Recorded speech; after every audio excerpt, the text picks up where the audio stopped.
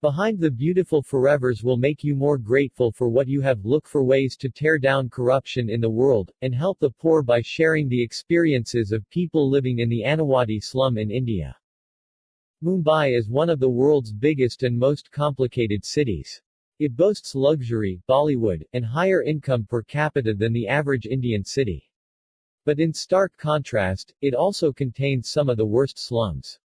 If you've seen the movie Slumdog Millionaire, you have an idea of what a poor area of Mumbai is like.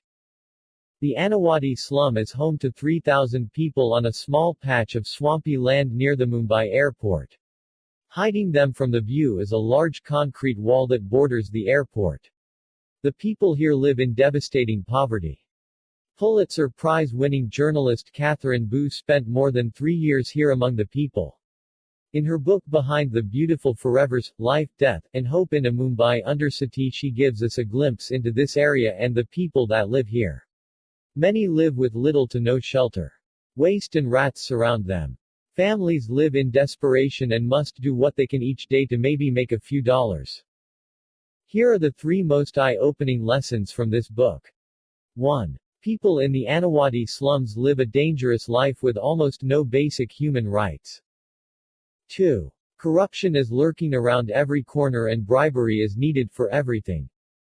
3. Many dream of a better life but can't escape what is beyond their control. Let's jump right in. Lesson 1. Life in the Annawadi slums is dangerous, and they live without basic human rights. Danger is everywhere in these areas. This comes in the form of diseases, violence, and lack of protection from police, among other things. Because the land that they live on is not a legal settlement, Annawadians don't have any sewer and are forced to dump their waste into a nearby sewage lake. Animals drink from the sewage waste and disease-ridden excrement all over, which gets the residents sick. Not only this, but the waste lake also breeds mosquitoes with malaria and diseased rats. When they do get sick or injured, access to medicine is a huge problem, because even the healthcare system is corrupt. Even when medicine should be covered by the state, hospitals charge the Annawadians and take advantage of their desperation. Children of the slums are frequently hit by cars while crossing busy streets to get to school, and most often, the drivers do not even stop. When a child dies, the police don't even bother to investigate. When a 15-year-old boy is killed, everyone around can see it was plainly murder. The cops call it tuberculosis so they don't have to investigate further. In cases of utter desperation, sick children may be killed by their own parents because they know they have no way to pay for their care. Others turn to suicide because they feel so trapped. Lesson 2. Bribes are needed for almost everything because the people live among corruption. Corruption is also everywhere.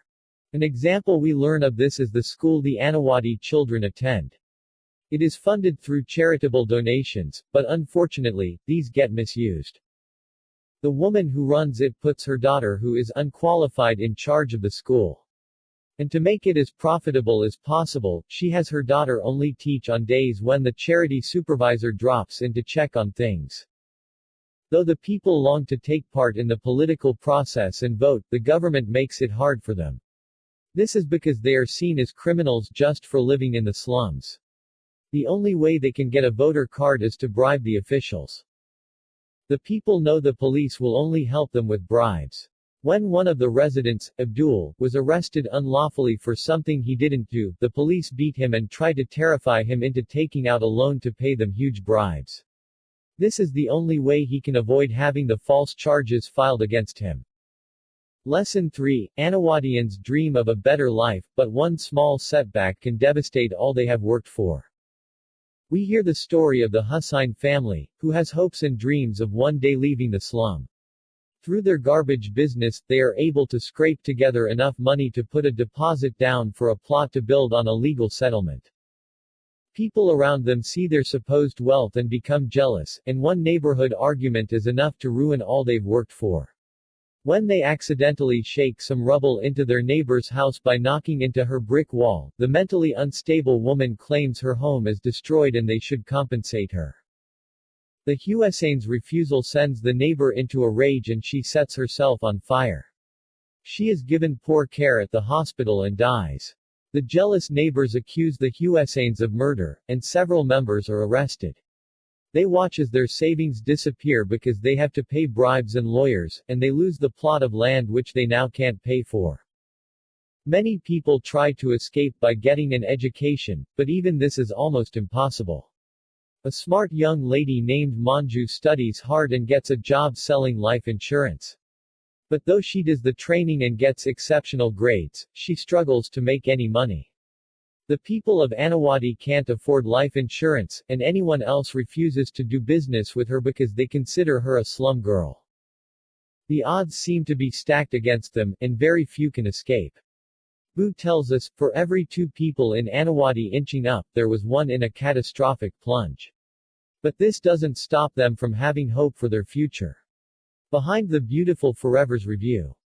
It sounds cliché, but reading a book like Behind the Beautiful Forever's truly changes your perspective on life. We complain of things like inequality and pollution, which are important, but that pale in comparison to what these people are dealing with every day. Still, this one will leave you feeling inspired by their stories and their plight.